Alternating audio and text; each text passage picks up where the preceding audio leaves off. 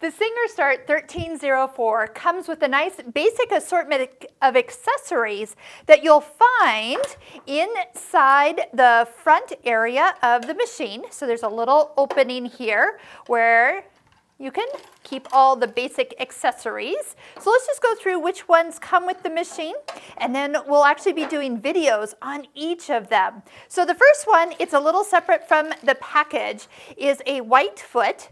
It is labeled B. This is the buttonhole foot. So this actually goes on, and we can do steps 1, 2, 3, and 4 and actually stitch out all 4 sides of a buttonhole. So that's included.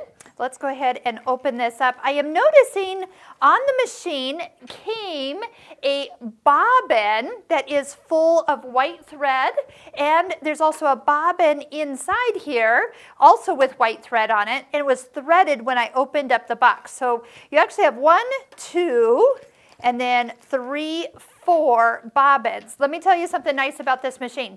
These bobbins are a very easy to find generic bobbin. They do need to be called a class 15 bobbin. They do need to be plastic. You can find a class 15 bobbin that's metal. This machine is not set up for the metal. That's heavier than a plastic one, and there's nothing wrong with plastic. All it is just how it holds the thread. But it is lighter weight, so make sure you don't skip over to the heavier bobbins.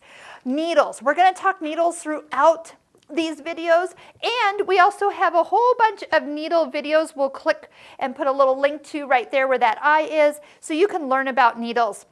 The nice thing is you do not have to buy Singer needles.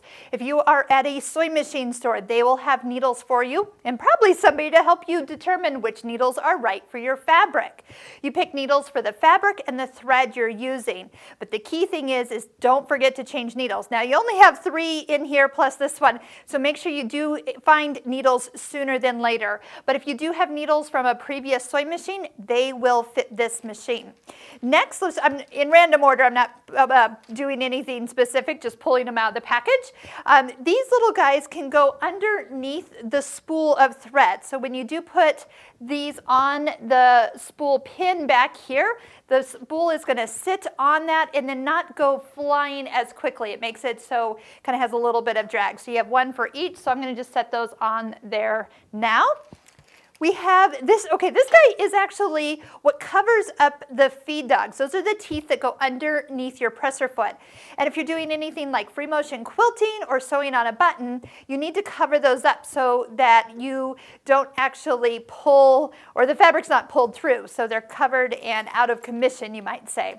We have a brush and a seam ripper. So take your seam ripper, open it up, put it on the handle. Otherwise, that's a really short seam ripper. But we are going to talk about cleaning this machine. Something I would recommend is a little oil, sewing machine oil. I am going to show you how to clean it and oil it on a regular basis. We're going to talk about every 3 bobbins, good time to get in and clean out underneath here. It will kind of pile up with lint and other fabric lint that you are working on. And that's going to not be a great result for your machine. Your machine will slow down. It won't feed as well. It will sound loud if it's not oiled. So trust me, I'll show you how that works.